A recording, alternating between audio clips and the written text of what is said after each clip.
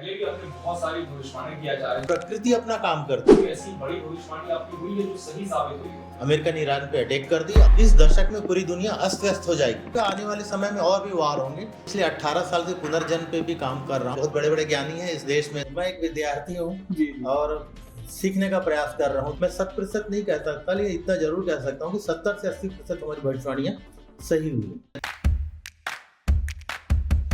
नमस्कार, बहुत स्वागत है आपका हमारे इस पॉडकास्ट में। मैं हूं आपके साथ अमित शर्मा।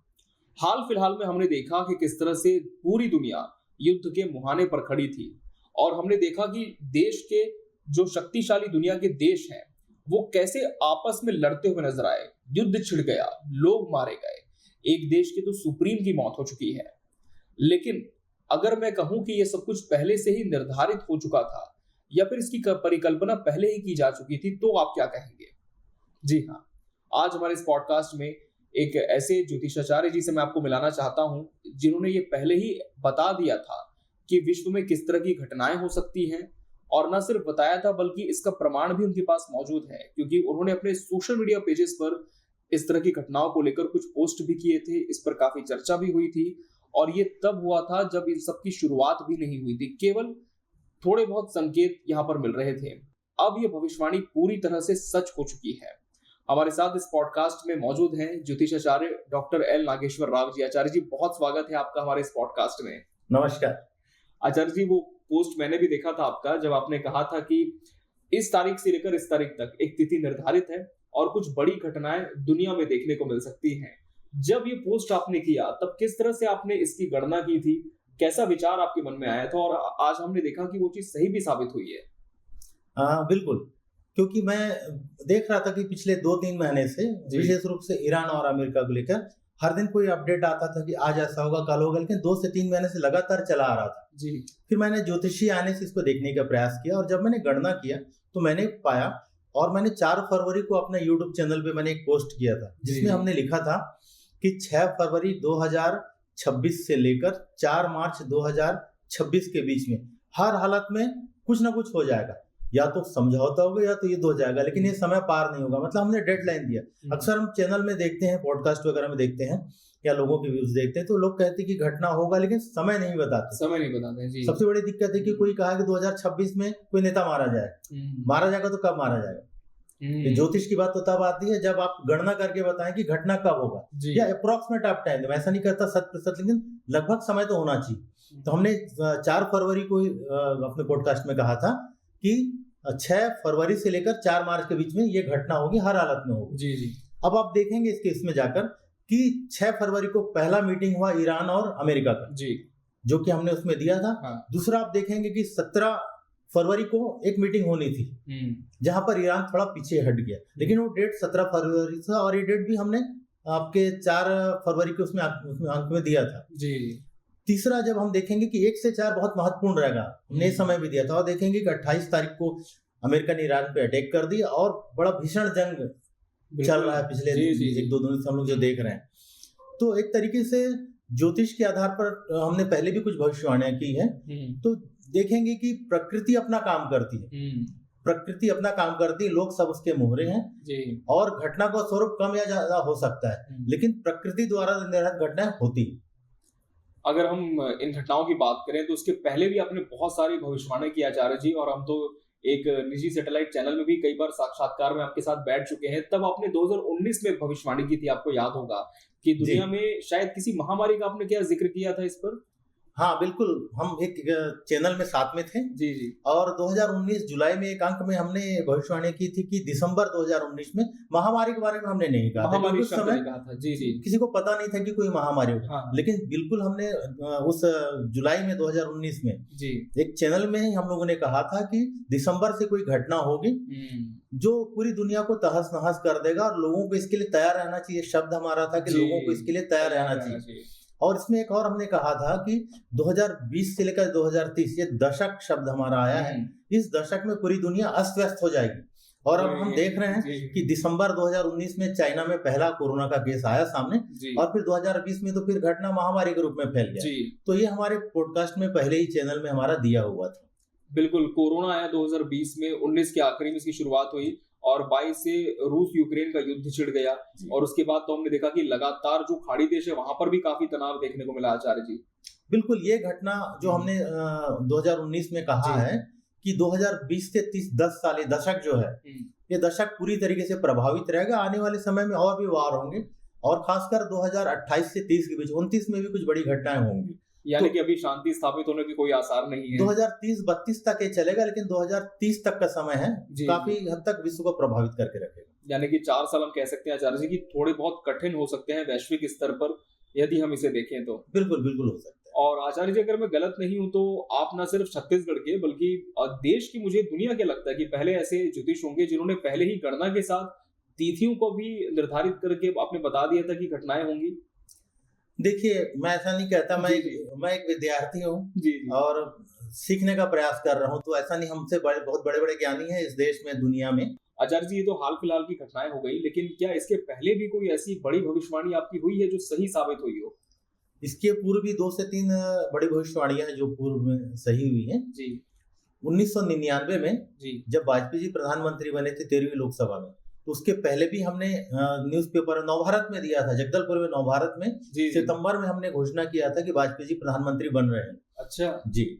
और इसके बाद इसके आगे के खंड में हम देखेंगे कि 2001 में जब अमेरिका पे अटैक हुआ, तो उसके 1 महीने पूर्व 12 अगस्त को हमने एक पेपर में भविष्यवाणी दिया था कि सितंबर 2001 से विश्व में कुछ ऐसी घटनाएं होंगी जो विश्व को एक अलग मुहाने पे, युद्ध के मुहाने पे ले जा सकती है। और आप देखेंगे कि ठीक 1 महीने के बाद सितंबर 2001 में हाँ, जो अमेरिका 9/11 जो हुआ था, ठीक 1 महीना बाद हुआ। और 1 महीना पहले 12 अगस्त को हमने पेपर में दिया था कि सितंबर से विश्व में कोई ऐसी घटना होने वाली। वो घटना भी सच हुई। उसके बाद पेपर वालों ने उस समय में काफी इसके बारे में लिखा भी था। जी जी जी। आचार्य जी, तो आप काफी पुरानी बात बता रहे हैं, तो आप कब से इस पूरे क्षेत्र में सक्रिय हैं? मुझे बचपन से इस दिशा पे जरा इच्छा था कि इस दिशा को जानने समझने का, और चूंकि मैं शासकीय नौकरी में था तो मैंने काफी समय तक इसको एक शौकिया तौर पर किया, चीजों को समझने का, जानने का प्रयास किया। फिर 2017 में मैंने नौकरी वीआरएस ले लिया, नौकरी छोड़ दिया। उसके बाद फिर प्रोफेशनल मैं इस क्षेत्र को करने लगा, लेकिन लगभग 30 साल हो गए मुझे इस क्षेत्र पे कार्य करते हुए, और मैंने बहुत सारी रिसर्च किया इस क्षेत्र पे। लगभग 3 दशक आपके हो चुके हैं जी। कोई ऐसा घटनाक्रम जो आपको याद आता हो कि वो सबसे ज्यादा आपको प्रभावित इस दौरान किया हो?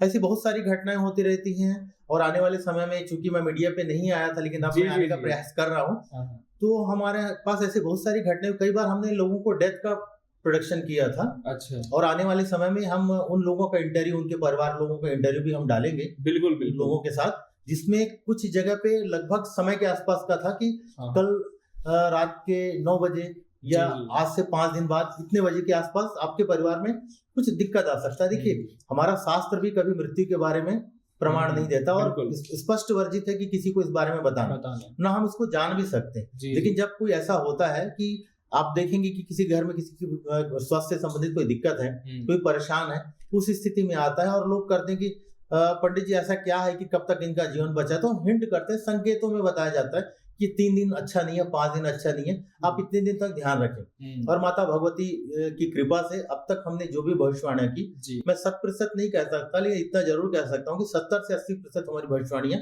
सही हुई है। अच्छा, और हम कह सकते हैं कि 3 दशक का अनुभव तो आपको हो गया आचार्य जी इस क्षेत्र में, और आप लेकिन मीडिया से काफी हद तक आप दूर रहते हैं। मैंने देखा कि उतना ज्यादा प्रचार प्रसार आपने नहीं किया अपने इस विद्या, क्या इसके पीछे कोई विशेष कारण है? मैं हमेशा जब से किसी भी क्षेत्र पे कार्य किया, मैंने अपनी मेहनत और रिसर्च को प्राथमिकता दिया जी। तो मैं पर्दे के पीछे रहकर आज भी रिसर्च करता रहता हूँ कि कैसे इस ज्ञान को, जो हमारे पुरातन ऋषि मुनियों द्वारा दिया है, हम इसको कितना सार्थक कर सकते हैं। इसके पीछे काफी गहन अध्ययन की जरूरत होती है, और इस दिशा में मैं लगातार आगे शिक्षा भी प्राप्त करता रहता हूँ, पढ़ता भी रहता हूँ, और एक विद्यार्थी के रूप में सीखने का प्रयास कर सकता हूँ। क्योंकि इस दुनिया की जो भी घटनाएं हैं, परमपिता परमात्मा, मैं तो बाबा महाकाल कहता हूँ और महाकाली, उनके माध्यम से होता है। तो मैं उनके कृपा से कोशिश करता हूँ कि इसको जानने समझने का, और मुझे ऐसा लगता है कि इतने बरसों में इस विद्या को मैं 1% भी सीख नहीं पाया। अच्छा। 30 साल में इतना प्रयास करने के बाद भी ऐसा लगता है कि शायद हम 1 या 2% भी समझ पाए। अभी भी आपको लगता है कि बहुत कम प्रतिशत है जो आपने सीखा है? आपका पूरा जीवन खत्म हो जाएगा, शायद कई जन्म खत्म हो जाएगा इस विद्या को जानने समझने के लिए। अगर हम इसके 1 से 2% भी सीख सकें तो ये शायद ऊपर वाले की कृपा होगी कि हम 1 या 2% भी जान सके। बिल्कुल आचार्य जी, आप तो ज्योतिषाचार्य हैं, लेकिन ज्योतिष के अलावा भी और कौन-कौन सी ऐसी विधाएं हैं जिनमें आपने महारत हासिल की है? देखिए, हमने जैसा आपको कहा कि इन चीज़ों को रिसर्च के रूप में हमने देखा, जी, क्योंकि जी। मैं साइंस का स्टूडेंट था, हाँ, तो हमने इस पे रेकी पे भी काम किया कि रेकी हीलिंग पे, कैसा कर सकते हैं। हीलिंग, हाँ, हाँ जी। रेकी में मैंने ग्रैंड मास्टर किया, जी। इसके साथ मैं पास्ट लाइफ पे भी काम कर रहा हूँ, पुनर्जन्म के ऊपर में भी काम कर रहा हूँ। पुनर्जन्म होता है?